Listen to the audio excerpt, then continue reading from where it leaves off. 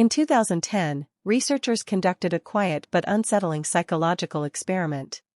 Volunteers were asked to sit completely alone in a dimly lit room. No phone, no music, no distractions. Just a mirror placed directly in front of them. Their task sounded simple: stare into their own reflection continuously for 10 minutes. At first, nothing unusual happened. Participants described the experience as awkward, uncomfortable, even boring. They adjusted their posture. They noticed small details on their face: scars, asymmetry, tired eyes. But then, something changed. After a few minutes of uninterrupted staring, their reflections began to shift. Faces appeared to warp and distort. Shadows moved where no shadows should exist. Some participants reported seeing the faces of relatives who weren't present: parents, siblings, even deceased loved ones.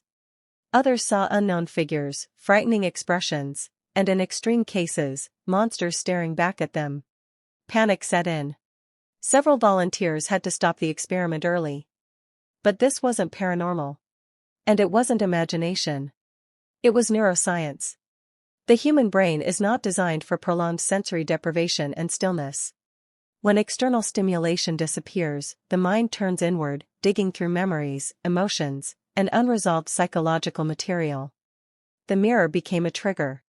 With nothing else to process, the brain began projecting suppressed thoughts and unprocessed emotions onto the reflection. Fear, guilt, regret, trauma, shame. All the things we keep buried beneath routine, noise, and constant distraction. The monsters were not entities. They were symbolic manifestations of emotional wounds that had never been healed. This experiment revealed something deeply unsettling. When the mind is forced into silence, it doesn't become peaceful. It becomes honest. Self-awareness feels disturbing because you're not discovering something new. You're confronting what's been there all along. That's why people avoid silence. Why they fear being alone with their thoughts. Why constant scrolling, noise, and distraction feel necessary. Because reflection strips away illusion.